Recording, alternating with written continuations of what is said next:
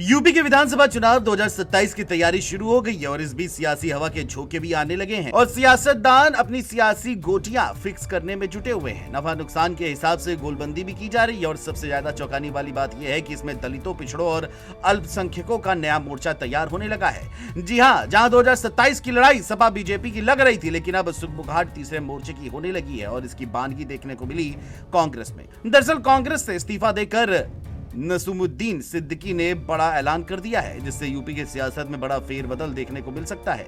आखिर सूबे की सियासत में क्या नए समीकरण देखने को मिलेंगे और तीसरे मोर्चे में कौन कौन सी पार्टियां शामिल हो सकती हैं, चलिए इस खबर में आपको सब कुछ बताते हैं। बता दें कि कांग्रेस ने महारैली शुरू कर दी है, तो लोकसभा चुनाव परिणाम में उत्साहित सपा पीडीए पंचायत के जरिए जनता के बीच उतरी है। लेकिन दूसरी ओर बसपा से भाजपा होते हुए साइकिल पर सवार रहे पूर्व मंत्री स्वामी प्रसाद मौर्य अब नई पार्टी बना चुके हैं और अपनी पार्टी के झंडे तले पुराने बसपाइयों को इकट्ठा कर रहे हैं। वहीं आजाद समाज पार्टी काशीराम के राष्ट्रीय अध्यक्ष चंद्रशेखर खुद को काशीराम का सियासी वारिस साबित करने में लगे हैं। वो महारैली के जरिए दलितों को बसपा छोड़ खुद के साथ जुड़ने की अपील कर रहे हैं। तो दूसरी ओर कभी सपा के साथ रहे जनवादी पार्टी के राष्ट्रीय अध्यक्ष डॉक्टर संजय चौहान भी बिरादरी के दम पर बाह बटोर रहे हैं। लेकिन 2027 की तैयारी में लगी कांग्रेस को एक जोरदार झटका लगा है, क्योंकि नसीमुद्दीन सिद्दीकी ने भी कांग्रेस का हाथ छोड़कर नए मोर्चे को ताकत देने के संकेत दिए हैं। बता दें कि पूर्व मंत्री नसीमुद्दीन सिद्दीकी ने समर्थकों के साथ बीते शनिवार को कांग्रेस का हाथ छोड़ दिया। सिद्दीकी समेत 73 लोगों ने इस्तीफा दिया है।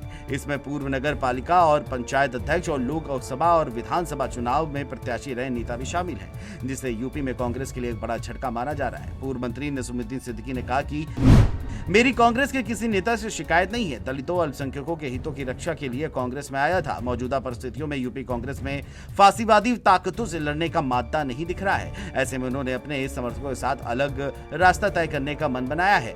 सभी के साथ मशविरा चल रहा है। अगले सप्ताह नई रणनीति का खुलासा करेंगे। आगामी चुनाव के मद्देनजर अभी तक भाजपा और सपा के बीच आमने सामने की टक्कर दिखाई दे रही थी और सियासी जानकार भी यही कह रहे थे। लेकिन प्रदेश की सियासत में तीसरा मोर्चा तैयार करने की बेताबी भी साफ दिखाई दे रही है। इसके पीछे पिछड़ों, दलितों और अल्पसंख्यकों का वोट बैंक है। तीसरे मोर्चे को भरोसा है कि इस वोट बैंक के दम पर सियासी नैया पार लग सकेगी। कहा तो यह भी जा रहा है कि तीसरे मोर्चे की खिचड़ी का स्वाद बढ़ाने के लिए AIMIM के मुखिया असुद्दीन ओवैसी भी बेचैन दिखाई दे रहे हैं। तीसरे मोर्चे में कई पार्टियां शामिल हो सकती हैं, जिनमें मुख्य रूप से स्वामी प्रसाद मौर्य की राष्ट्रीय शोषित समाज पार्टी, चंद्रशेखर आजाद की आजाद समाज पार्टी काशीराम, डॉक्टर संजय चौहान की जनवादी पार्टी और पूर्व मंत्री नसीमुद्दीन सिद्दीकी। इसके अलावा चर्चा तो इस बात की भी हो रही है कि पूर्व मंत्री नसीमुद्दीन सिद्दीकी अपनी पुरानी पार्टी यानी बसपा में भी वापसी कर सकते हैं या फिर तीसरे मोर्चे में बसपा भी शामिल हो सकती है।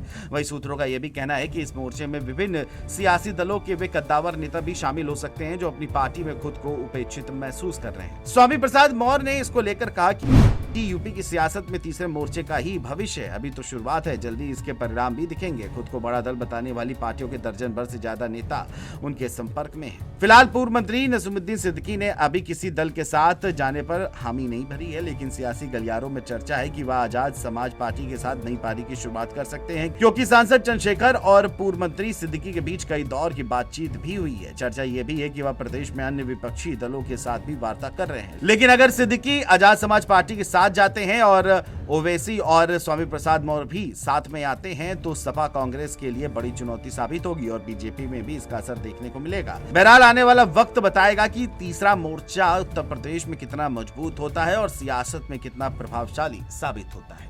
Desk report, GMT news.